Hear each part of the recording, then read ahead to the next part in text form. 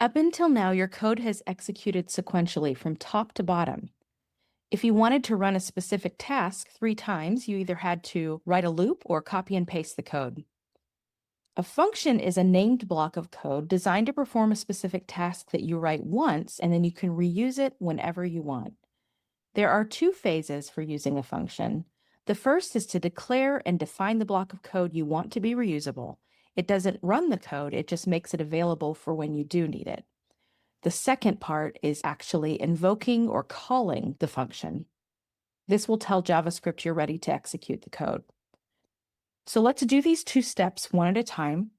First, we have to define the function that we'd like to be able to use later. We start by using the function keyword that tells JavaScript that we're defining a function, and then we give it a name. You usually name it according to what it does for you. So you want to start with a verb. So I'm going to say deploy solar panels.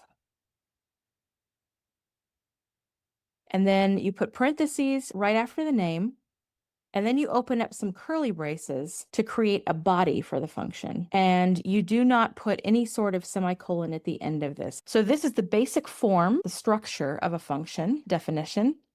Now we just need to define what the code is we want to run when we call this function later. So inside the braces, I will write my lines of code. The first one is going to be to print a message that says unlatching hinges. The next one will say solar panels fully deployed. And that's it. We're going to keep it very simple for now. All this function is going to do is print a couple things for us. But we have only defined it. We are not running this yet. If I run this file right now, nothing happens. This block of code does not run until we call it. So that's the second step. Let's go ahead and invoke the function. I will say deploy solar panels. And so far, all I've done is reference the function. You have to actually put parentheses on the end to call it. And that's something you're familiar with, having already used certain functions and methods that are built into JavaScript. But now that you're defining your own, it's the same rule. In order to call the function and make it execute, you put the parentheses on the end. So let's run that. And now we see these 2 lines of code were executed.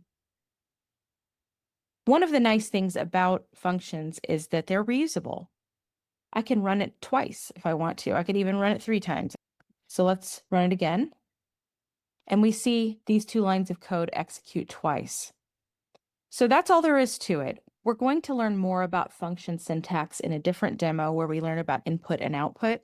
But for now, just getting the hang of this idea of defining versus calling is important, and just understanding the basic structure of it is important. Let's do one more, and this time we're going to only call the function under certain conditions. So let's declare it first, because we want to make it available for use before we actually need it. Use the function keyword, give it a name, sound emergency siren. Inside the body, I will print a message.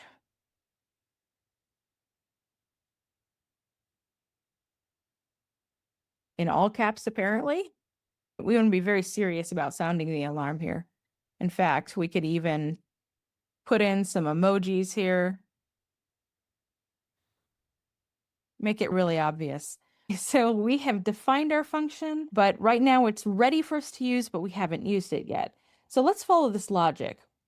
Whole breach may or may not be true. If it is true, then we want to call the function. So inside this conditional block here, we'll call our function, sound emergency siren.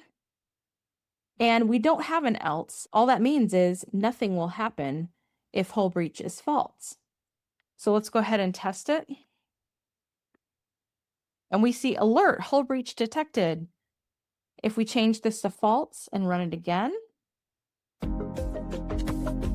we don't see anything at all, which is exactly what we expected. So that's all there is to it. We'll going to keep practicing this pattern of defining and calling, and we'll learn how to do more sophisticated things with functions.